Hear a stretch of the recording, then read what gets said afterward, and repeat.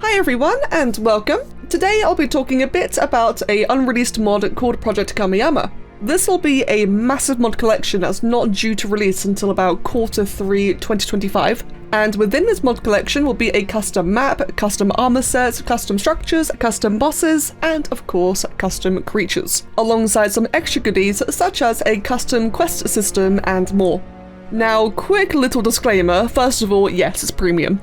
And second, I'm not a marketer, I'm not good when it comes to advertising, all that kind of stuff. I'm talking about this today because I'm one of the creature developers and I'm just excited and I want to share what I've been working on over the last couple of months and will continue to be working on for the next couple of months as well. So again, making it real clear, please take this from a perspective of like someone who's excited and not as, like any official spokesperson, that kind of stuff. I'm not a newscaster. However, for those who are curious, I will mention the names of everyone who is involved in this project, and those include Danny, who is an established modder from both ASA and ASE. He is the author behind some popular mods such as Potions Plus and the Sci-Fi Soldiers Cosmetics, as well as the lead developer to the GAIA 2 overhaul from ASE. Some of our environmental artists and map consultants include Kaluga, Armangamer, and DB09H. Some of our hard surface artists include Cliffan and Creep. We have a big collection of programmers, media artists, and Q&A, including, but not limited to, Doom's Darling, Up From The Depths, Nemesis Star, Black Dog, Delane, Ninja Assassin, and Wolfie. And then of course the creature team involves MoroNada, ScorchingKami, Lapis Lazuli, Tokyo Society, Loki, Draculady, and myself. So then, let's get a good look at those creatures then, shall we? I will share a little bit of the buildings and structures later on, but creatures is the part that, I typically cover creatures the most on the channel. It's the thing I'm very interested in, it's the thing I can talk a lot about. So don't worry, there's a lot to Project Kamiyama, but yeah, let's look at the animals then. So far, I have made 9 total animals for the entire project. 3 mythical creatures, all of which were concept arted by Loki, and then 6 more additional real-world animals, with more animals to come as well. Nearly everything will be rideable, but everything will have saddles and armor too. I've made 1 saddle so far, I'll also show that in a bit. So, first of all then, our first mythical creature, and the hardest one, I'd say, this was the hardest one to do, was the KIRIN. So the KIRIN, actually, let me just quickly enable the hair. So this will have like proper hair cards, so this will look nice and fluffy and really majestic in game. This will also have sexual dimorphism. Currently we are looking at the male version, and the female would have, without that mane, and would have smaller antlers and smaller whiskers. Probably a couple of differences here and there, but for the most part you can see quite a large difference between the two. And like I said, this was by far the hardest one for me to work on, but also the one that I'm the most proud of. Look at that face, I'm so proud of that face, trying to get scales on a mammalian proportions like the muzzle and such. I'm really proud of this one, but it was also the hardest because you would be surprised how long these scales take. Don't get me wrong, I've had other models like Lady Mahali, which probably looks more noisy, more realistic because it's imperfect, whereas in the case of the KIRIN, in terms of mythology, they're meant to be, at least a Japanese KIRIN, it's meant to be this really elegant, careful, delicate spirit which refuses to harm anything, including even the blades of grass. It will not harm life whatsoever. And you will see KIRINs actually float above the grass. I'm not sure about that in game, but that is the lore behind KIRINs. So we went for a very pristine, very clean look, to the point where even the hooves themselves are barely scuffed. Though I had to add a bit of scuff to it, because otherwise it will look like plastic. So I tried to make it look like it's at least got growth lines, but otherwise we have a very pristine, clean looking design. And like I said, doing these scales to make them more polished, but also every single one was hand sculpted, tried to get a nice flow, and no stamps, no alphas, no repetitive tools were used for this. I had to draw every single one because they're all quite unique, different shapes, different angles. Some are a bit more, some are a bit more of a C curve, others are a bit more pointed or flat. Yeah, this is tricky, but I'm very proud of this. And thus, like I said, this will be fully hair carded. This is Loki's job to do the retop, the hair carding, and the colours. And this is one of the earlier shots of it. I don't have the file, so I can't show you, but this is one of her work in progress shots, along with a close-up of the textures, getting that nice dappled effect, and then having it posed and seen in-game, and doesn't that just look stunning? I also need to give it a custom eye texture, so I have to have a conversation about that. It's got a bit of iridescence on the chest there. None of this is finished, so bear everything in mind, but you can see we're going for this really beautiful mythical creature. Now, this very goofy looking creature is probably going to be the most magnificent one, and that is Ho-Oh, the Japanese phoenix. And I mean, birds in games are cursed. This is cursed. That's why I'm showing it second, not first. But this is another fun one. This one was a bit easy to do, although quite tricky, like having the feathers kind of, if you get like a close up on, say, peafowls or peacocks, when you look at their faces, they've got like this such smooth feathering, it almost looks like fur. And trying to transition that into this was a bit of a challenge, though I think it works. And obviously trying to take the whole model seriously during the sculpt was another topic entirely. You can imagine that in the development process, as I was sharing screenshots and asking for feedback, a lot of us couldn't really take this seriously because of the goofy pose. So for this one, all the magic will be done in the hair cards and in the colours, which we can see here. Again, retop, colours and hair cards all done by Loki, and all of a sudden this goofy chicken looks stunning. Again, imagine this one animated and moving around. This is another one that has some sexual dimorphism, a bit more subtle compared to the KIRIN. Ho-Oh here will just simply have a larger crest and larger tail feathers for the male, a little bit shorter for the female. And oh god, this again is unfinished, but again, you can just see like the absolute crazy work that Loki has done. Lots of different references, both to Japanese folklore and Japanese, you know, like mythology in general, or art styles and themes, such as the eye markings, but also just generally looking at various Ho-Oh and Japanese Phoenix art in general. And this is another one I'm just really excited to see. Now, while I did say that the KIRIN was the hardest one for me, MIZUCHI here was no joke either. MIZUCHI is our Japanese water dragon, and we have MoroNada animating this one, which I'm sure a lot of you would be very happy to hear about. A fun fact, I actually recommended MoroNada for this before Gigantophis. I recommended him just based on Tylosaurus and Nothosaurus alone, so Gigantophis wasn't even a thing. And I think we can all agree that, wow, there is no perfect person for this, or no better person to animate a water dragon than Moro. But yeah, as I was going to say regarding the model, laggy. This is the cropped version. This is after massive optimization in the high poly version. Obviously high poly being, you know, the crazy ultra high detailed one with a lot of processing power. This is my optimized version, and you can see it's still really laggy. It's at 36 million polygons. If I remember correctly, I think the final version was breaching 250 million polygons, which for my creatures is kind of wild. My creature models on average go between 30 to 80 million. This one was 250 million. To put it into perspective, the Edmontonia high poly saddle that I detailed for Kaluga, that saddle with all the different attachments and all the different like little bits and pieces of mesh, that one was 350. So yeah, this was insane basically. Another really crazy challenging one, just trying to get the flow, like basically trying to mimic the concept art as best as I could, but also while keeping it, you know, still plausible, still something that works in game. So you have to take like animation into account, have to take retopology into account. We can't have too many small pieces on such a giant creature. Also trying to make it anatomically plausible, but still allow everything to fit together, such as these eyebrows here. Make sure they don't clip through the 2D membranes, the lips as well. Yeah, this was a hell of a challenge, but dude, a Japanese dragon, I'm really proud of this. The scales, oh my god.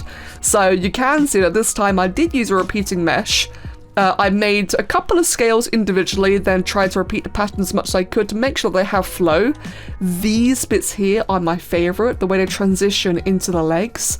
I am really, really proud of that.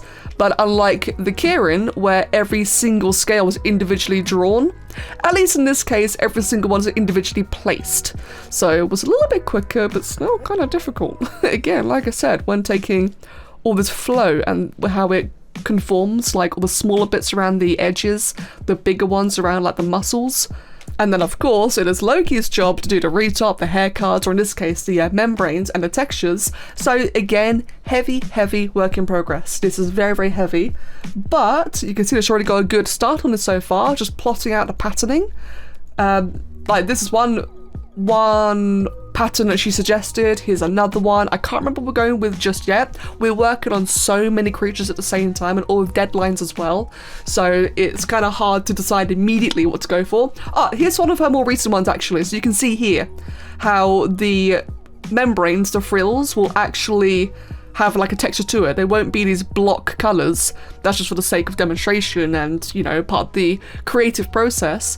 What I imagine you'll actually see in game, if we zoom in, is only the orange, and these black bits, these outlines, will be transparent. So you can see the physical image shape, but in game it should just be like these really nice, frilly, somewhat torn membranes instead, which is going to look like, imagine that, that's going to look amazing. Not to mention the scales herself. So there's me having to place every single individual scale. Now she's going to have to draw and paint every single scale. Oh dear, these were ambitious. And if you're wondering, again, because it's a Japanese water dragon, I'm fairly confident she's using koi fish as part of her referencing. This is going to look incredible when it's finished. And like I said, Moro is the one animating this one. He is a very, very, very early look at his first attempt at rigging it. So we all know that it's going to do amazing work when this really comes to life. Oh, and I very nearly forgot this. Here's a really early look at MIZUCHI as I was shaping out the mouth and making sure that the mouth can close properly, that all the teeth are hidden, that the, you know, the classic black lips are visible along with the teeth being, you know, the correct positioning. And it's really funny looking at this and seeing how gentle MIZUCHI can look. Until you start opening his teeth, or his mouth, sorry. He looks like an old grandpa there. We kept on nicknaming him the old grandpa. And I'm still really proud of this now, how it looks at every angle, so gentle, until you start opening the mouth, and it just looks horrifying. It's really, really cursed, as, you know, a dragon should be. Oh, I'm really happy about that came out. Do I show it like opening and closing? Yeah, I do. And then it just all disappears away. Now, of course, there might be some clipping inside the mouth, but you're not going to see that, are you? So when it comes to actually seeing the creature in game, yeah, there's a bit of a before and after for you. I love that. So those were the 3 mythicals, and now we have our 6 real-world animals. This is not to size, not to scale. This is just a bit of this is something I put together for social media purposes, but otherwise I'm not sure exactly how big things are going to be just yet, but it's an idea. And what we have so far, or actually, for example, the fox, this little tiny thing, will it be rideable? You know, much bigger. Obviously, because ARK as well has everything oversized, sometimes very fictitiously, and obviously we're going to do the same thing here, because how cool would it be to ride a fox, right? Don't you want a rideable fox? Screw it, realism, we're going to make these guys bigger. Saying that, so the Maine Coon will not be rideable. We're going to have a little Maine Coon, which originally I made this just referencing, you know, Maine Coons on the internet, until eventually Danny offered photos of his own Maine Coon, Zion. So I ended up referencing this off of Zion, mainly the thickness of the mane and the facial structure as well. Now, of course, it looks a little bit uncanny in 3D. It's going to look uncanny as a sculpt. Trust me, when I show you Loki's hair cards and textures, suddenly it will look more like a cat. The fox, Honshu wolf, and the German shepherd, as you can tell, were all made from a similar base. The way I approached this for the way I approached this for all 3 canines was I made a singular canine base and then I made some heavy edits across all 3 of them. Starting with the Honshu wolf at first, I think I made the fox second and then the German shepherd third, if I remember correctly. So this is efficient for rigging purposes. This means that we can now choose the one skeleton and the one weight paints across all three creatures. But you will see though that they do have some big differences, such as the tails, especially the ears and facial structure. This is really hard to rotate because it's a bit laggy. Oh god. Yep, there you go. Some very big differences, and of course the hair cards and colours will differentiate these three even more. So that's a bit of insight for you in case you're curious. Sometimes it's more efficient to make the same base and edit it, but I try to make sure I edit it heavily, that way all three are still very independent. So I try to avoid anything looking too copy-paste, because that's kind of boring. Speaking of edited bases, the Seeker deer, again with a bit of sexual dimorphism between male and female. Sizes are not final, but obviously the antlers are the dimorphism. In this case, these are heavily edited from the KIRIN base, and you can see with it being edited from the KIRIN base, for the sake of the social media picture, I've T-posed it, but they're actually A-posed just like the KIRIN earlier, so their legs are spread apart.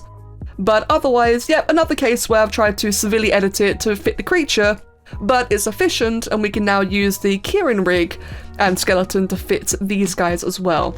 And the Black Asian Bear is another one with a really funny A pose, which you'll see in a moment.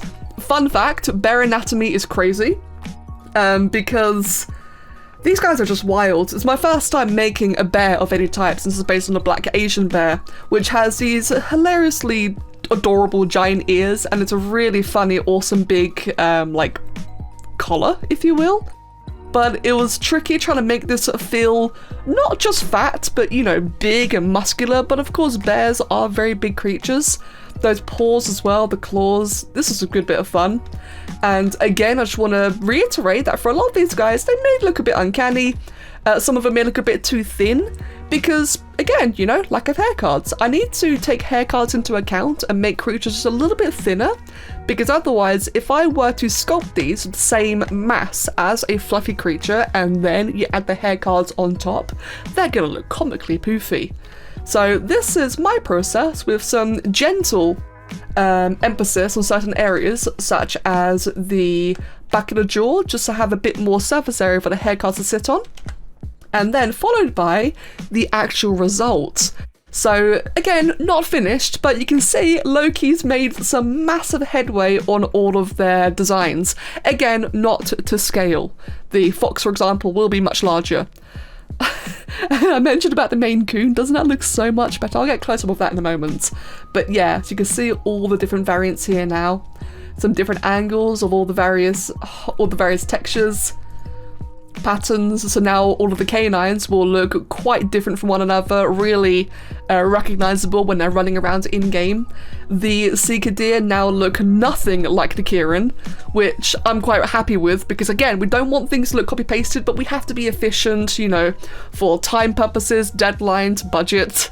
And we can also see here, actually, Loki's added some more sexual dimorphism for the Seeker deer between the manes as well, and a bit of a darker stripe go along the back. So it's not just the antlers, but also the hair cards too.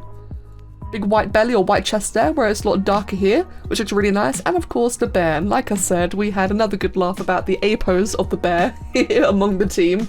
And I mentioned that close-up on the Maine Coon.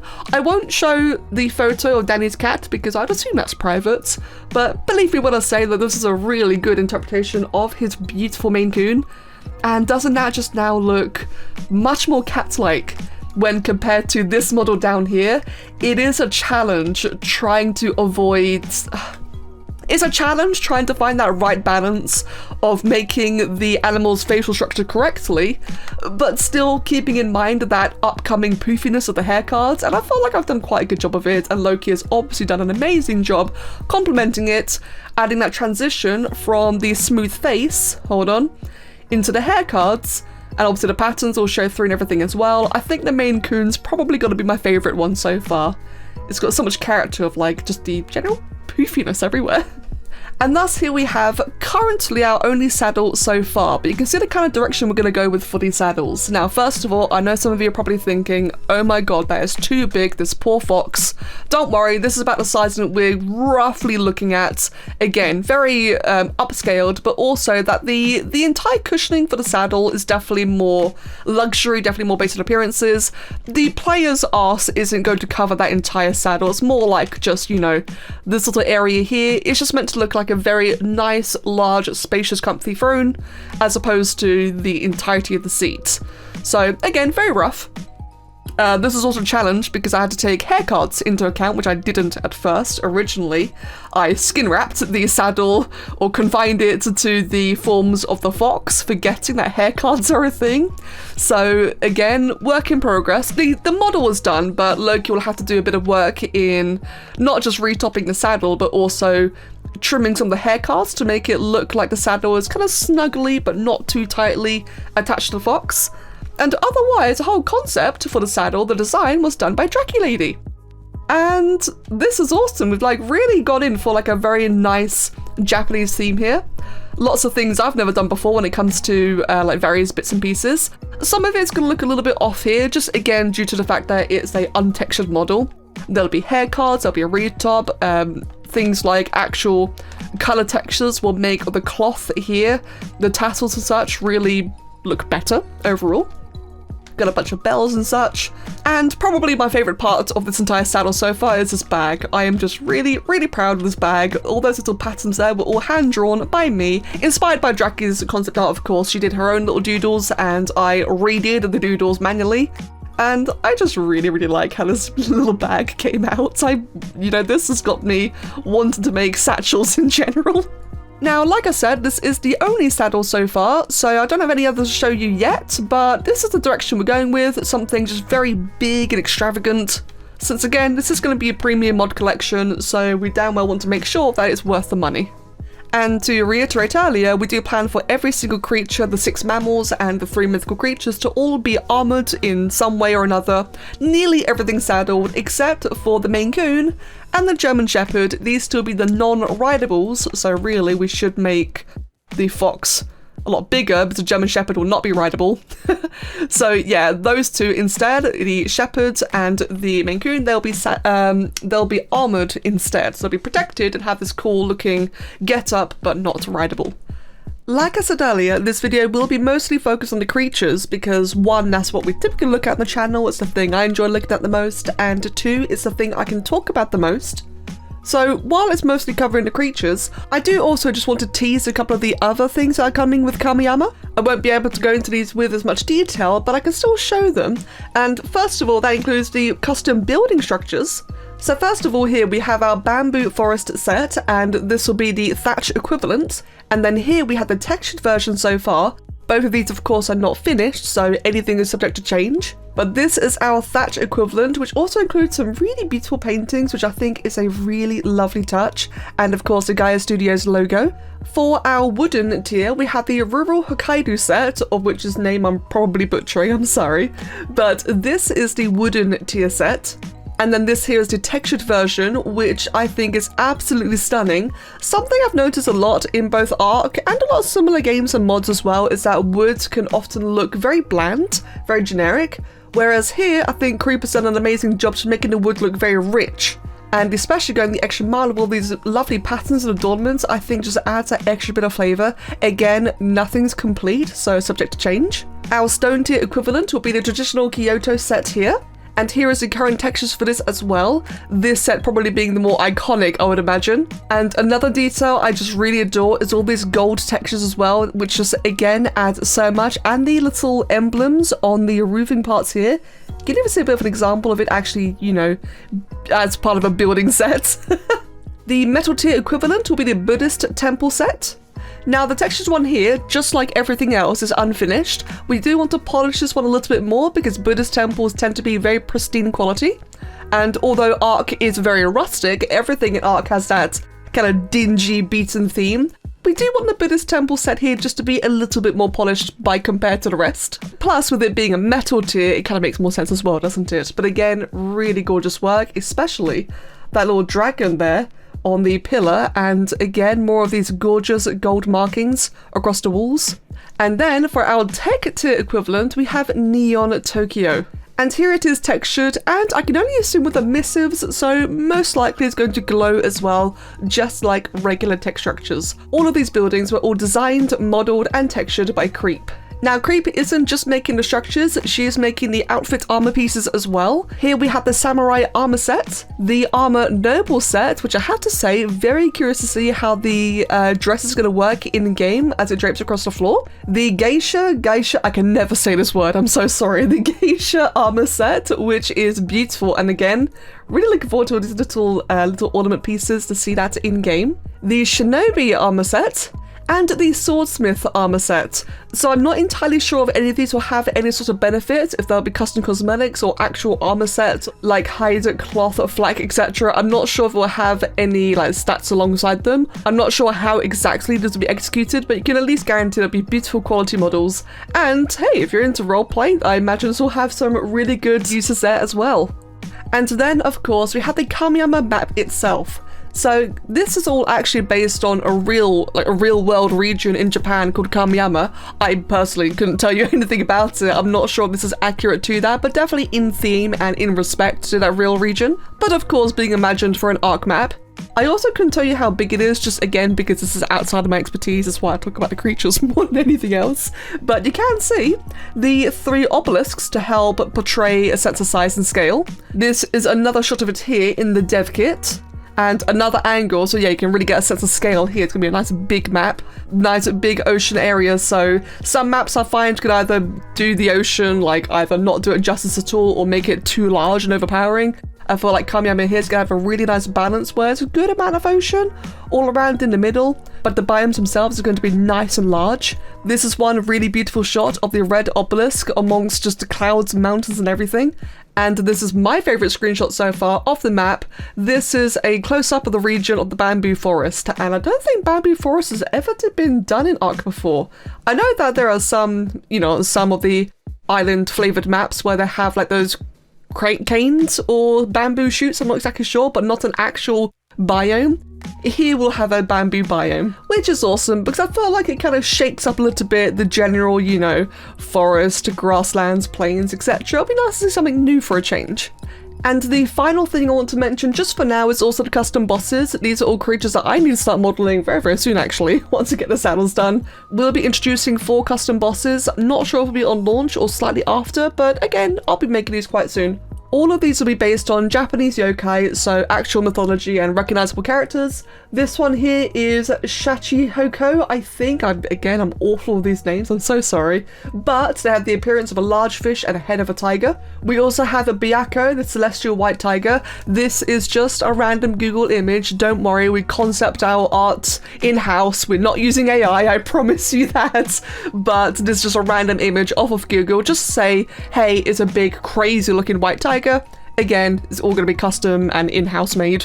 Also, the Koma Inu, I think we're doing both the variants, one with the unicorn horn and one without. And also Genbu or Genbu, which is a large tortoise or turtle combined with a snake. This is depicted in a lot of different ways. We're going to go this sort of theme where it's a big turtle with serpentine features, as opposed to some other interpretations where it is a big turtle with a snake coiling around its shell. We're going for this one because we agreed that this will probably be more appealing and more, easy to understand in an actual ARK gameplay environment. Because at the end of the day, as cool as any idea can be, we want to make sure it's actually fun to play with as well. Right then, and I think there's everything from me for now. Like I said, there is so much going on. This is one of the reasons why sometimes I stop making videos, is because I'm very focused on all of this work. It's really exciting, it's a huge undertaking. Really fantastic team though, so many talented people. And if you ever want to get the latest news and updates, you can always follow either the GAIA Studios Twitter page or their Discord server, or sometimes my own server as well. I'll post some updates too. But all of the main updates do come from the official GAIA Studios Discord server itself, which I'll have a link to in the description down below. Right, I suspect it's probably a long video, so I'm going to cut it here then. Thank you so much for watching. Hope you're excited for this. Like I said, we're aiming for this all to release probably about Q3 2025. It'll be a big synchronized release, so everything in one go, I think. And yep, expect me to make lots of videos about that when the time comes. So if you're following the channel, you will not miss me talking about it when it is actually playable. Alright then, thank you so much for watching, hope you've enjoyed it, and I'll see you all again next time. Cheers!